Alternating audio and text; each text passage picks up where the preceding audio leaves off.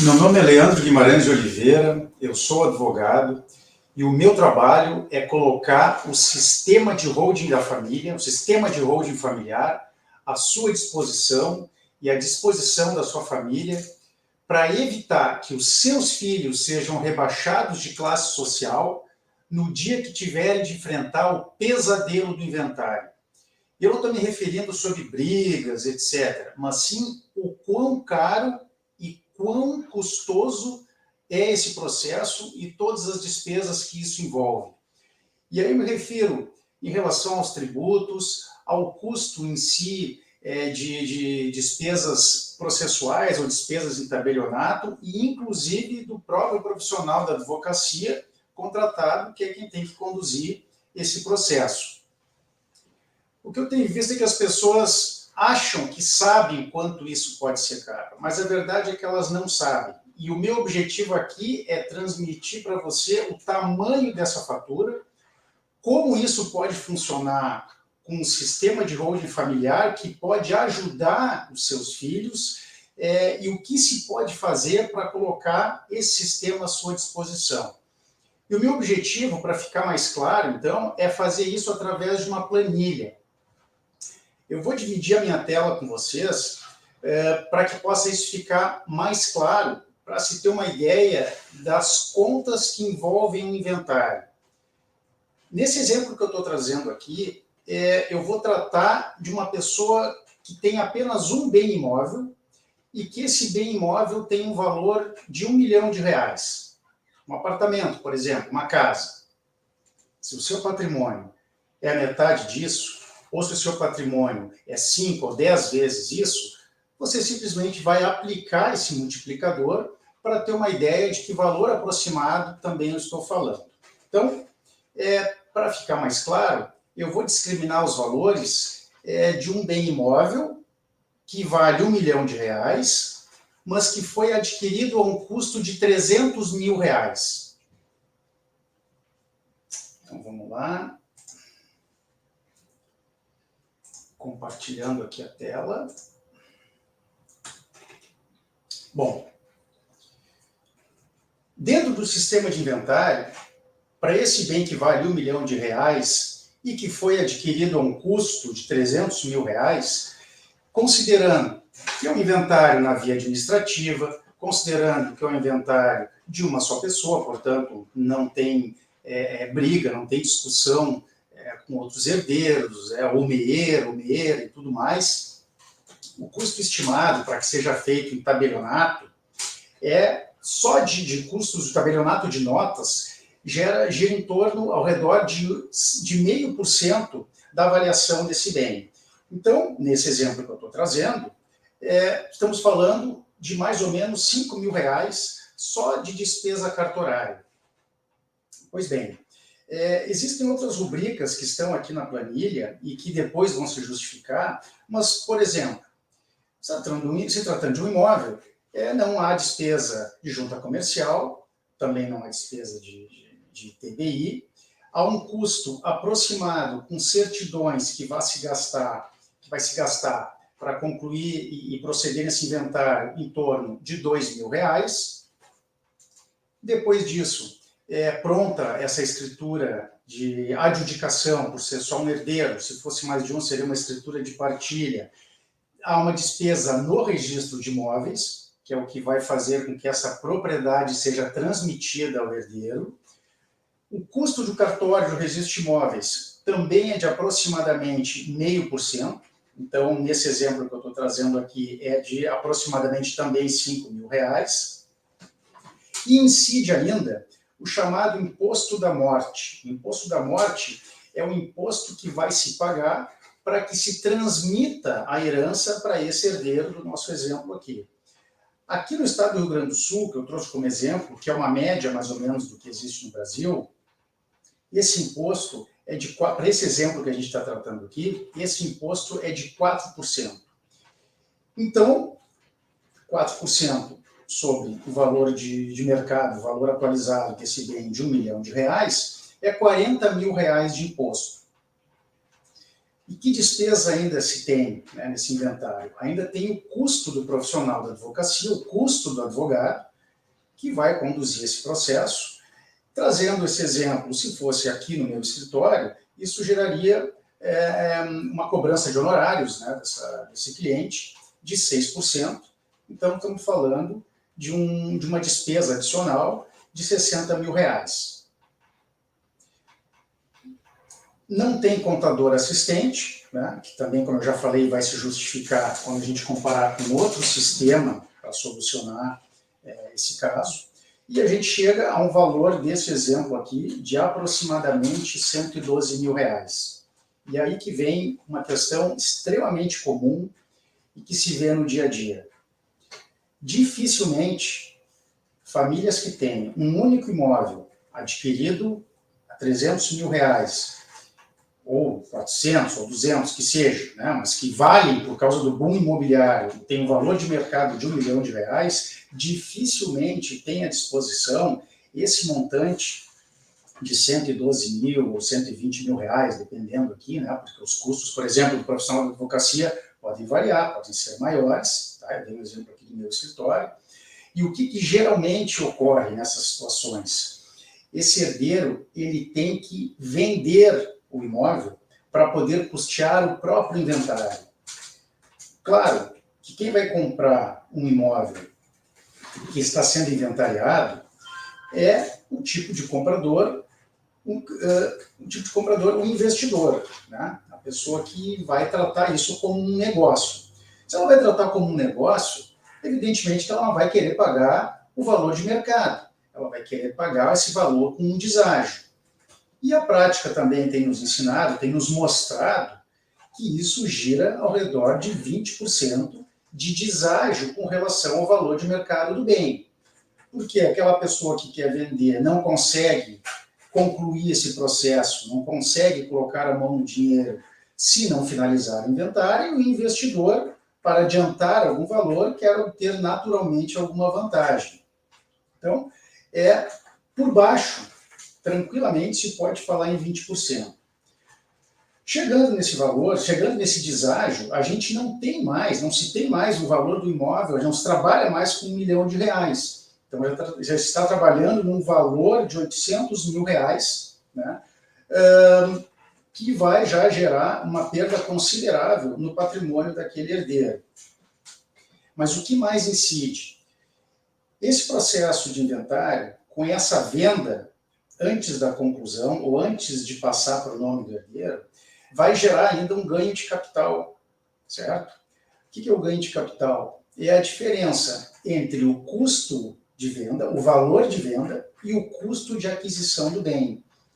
Aqui no Brasil, o imposto, né, de renda sobre o ganho de capital é de 15% sobre essa diferença. Deixa eu alterar aqui, que ficou sobre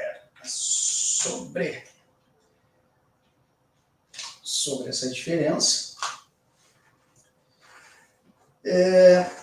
Que gira ao redor de R$75 mil. E aí, ao invés de se ter um custo anterior, um custo total de 112, já estamos falando de um novo custo para esse inventário de R$187 mil, certo?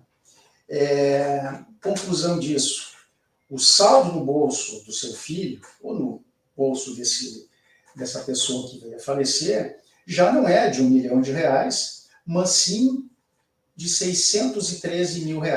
Ou seja, está se falando aqui de uma perda patrimonial de R$387 mil, algo que gira ao redor de 40% do patrimônio. Bom, então esse é o custo que um inventário, nesse exemplo hipotético que a gente gerou aqui, para poder conversar, vai se configurar. Mas como é que pode se resolver isso de uma outra forma? A outra forma que se tem para resolver isso é através de um planejamento sucessório.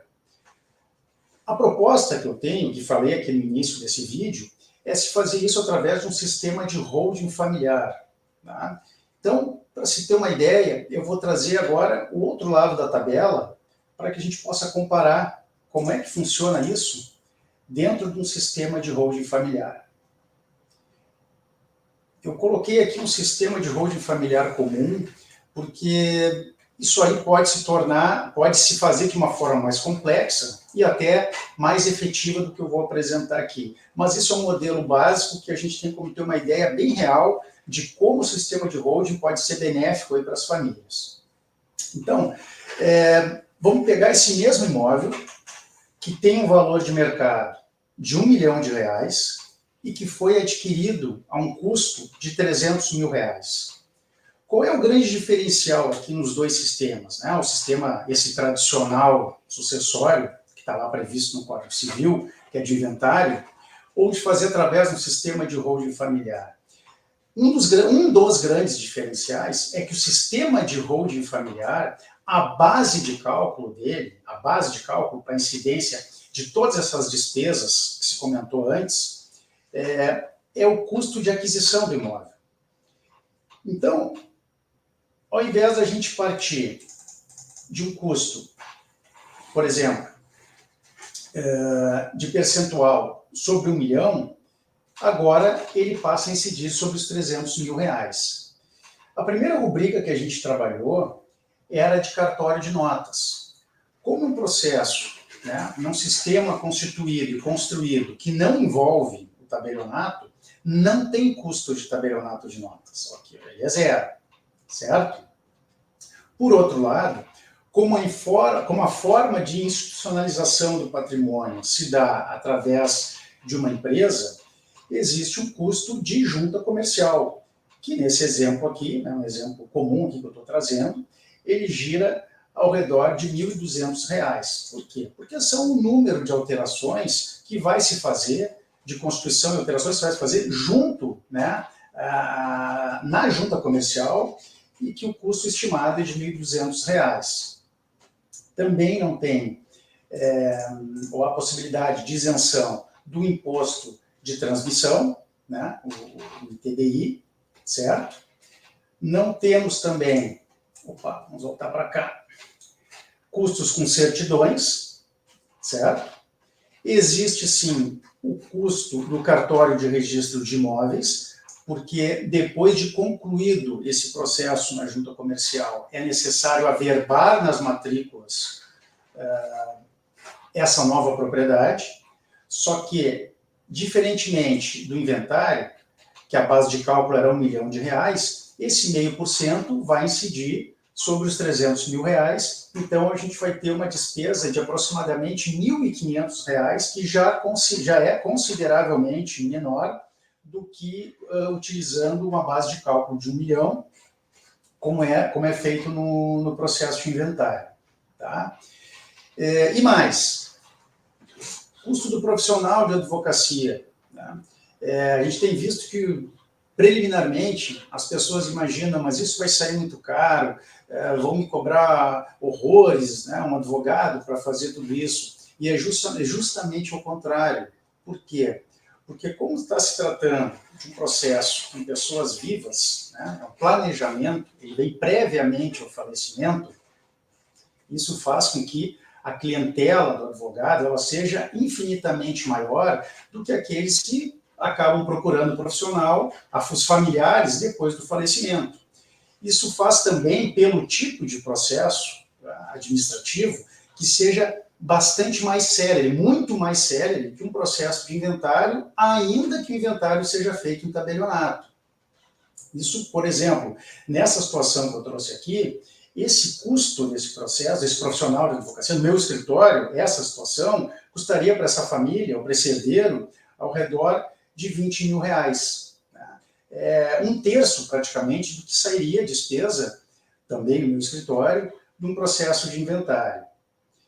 Por fim, que não é previsto no processo de inventário, que é um contador assistente, mas que é necessário no sistema da holding familiar, se estima que ao redor de R$ 1.200 o contador cobraria para poder instituir e fazer a contabilidade inicial desse sistema, desse planejamento sucessório através da holding familiar. Então, já aqui no primeiro quadro, já guardaria uma significativa diferença de um valor inicial, sem considerar a necessidade de venda de bens, de R$112 mil para 35.900. Vamos colocar aqui 36 mil reais. Como a realidade mostra que geralmente ainda há necessidade de que determinados bens sejam vendidos, né, ou o bem seja vendido para custear o próprio inventário, porque geralmente não se encontra caixa para fazer frente a essas despesas, no sistema de holding familiar, como ele é feito anteriormente, né, como ele é feito de forma planejada, não precisa vender nada. O próprio instituidor do patrimônio é que vai, na medida das suas possibilidades, fazendo a constituição do sistema. Então, nesse exemplo que eu trouxe aqui, já tem uma diferença aproximada de R$ 151.100, né? A um custo diferencial de 10,78%. E qual é o saldo no bolso desse filho? Qual seria o saldo no bolso do seu filho? Seria de R$ 1 milhão. Por quê? Não houve perda patrimonial, porque não houve necessidade de vender bens. Todo o planejamento foi feito anterior à sucessão, ou seja, aquele bem segue rígido. Não haverá necessidade de se mudar de bairro, né? Necessidade de vender o imóvel, ou às vezes até pode chegar a 50% do valor essa despesa, né? Então, por isso que eu fiz uma provocação no início desse vídeo, dizendo que esse sistema ele visa com que seu filho não seja rebaixado de classe social. Porque se houver só um imóvel para ser inventariado, e é muito comum isso ocorrer, e o processo de inventário ele é necessário, e houver uma perda patrimonial de pelo menos 40%, muito provavelmente esse herdeiro, esse filho, essa filha, não estará na mesma classe social, não estará no mesmo bairro, não vai conseguir comprar um outro imóvel similar àquele que ele adquiriu por força da sucessão. A perda patrimonial, nesse caso, é zero no sistema de holding familiar e se chega a uma diferença estimada de pelo menos aí, aproximadamente 90%, como está ali no final da tabela. Bom, dito isso, qual é o próximo passo? Como é que funciona? Tá? Você tem que falar com um profissional da advocacia, tem que ligar para um advogado? Não. O que você tem que fazer é apertar no botão que está logo aqui embaixo, que vai lhe encaminhar para o que se chama de uma sessão de viabilidade. Por que uma sessão de viabilidade? Porque agora é o momento de lhe ouvir, agora é o momento de escutar a sua realidade. Agora é o momento de você poder dizer como é que você gostaria que funcionasse a sua sucessão, como é que você gostaria de dispor do seu patrimônio quando não estivesse mais aqui, seja para um herdeiro, ou para mais de um herdeiro, ou não havendo herdeiros necessários, como que isso deveria ficar. Tá? E o que é a sessão de viabilidade? É um momento onde vai se apresentar, onde você vai poder falar, contar tudo isso, seus desejos, e o profissional da advocacia, tá? No caso eu, a minha equipe, vamos pegar essa documentação e primeiro ver se é viável o sistema de holding familiar para o seu caso. Porque pode ser que não seja viável para o seu caso ou não seja aconselhável. E é isso que a sessão de viabilidade vai poder clarear. É isso que a sessão de viabilidade vai poder lhe dizer. Certo? Então, a reforma tributária está aí. A tendência é que o imposto da morte, o imposto de transmissão de herança, ele fique o dobro ou até o triplo em determinados estados aí da federação. Certo? Eu usei aqui o exemplo do Rio Grande do Sul, mas, por exemplo, já no Rio de Janeiro, ele já é de 8%. Tá? É o próximo passo que você tem que dar, marcar a sua sessão de viabilidade, para que a gente possa dar início à constituição da sua holding familiar, ou poder lhe apresentar uma outra alternativa, se esse não for o seu caso. Não seja... Agora tem que tem que parar. Não procrastine mais. Não há necessidade de procrastinação. A procrastinação pode trazer consequências terríveis para você e para sua família. Porque, como eu falei lá no início, o inventário ele pode se tornar, além de um momento doloroso, ele pode se tornar um pesadelo para aqueles que ficam. Clique no botão abaixo, marque a sua sessão de viabilidade. Eu vou ter o maior prazer em lhe atender, em conversar, seja online ou seja presencialmente no meu escritório, junto com a minha equipe, para que a gente possa lhe apresentar a melhor solução para o seu caso. Até mais!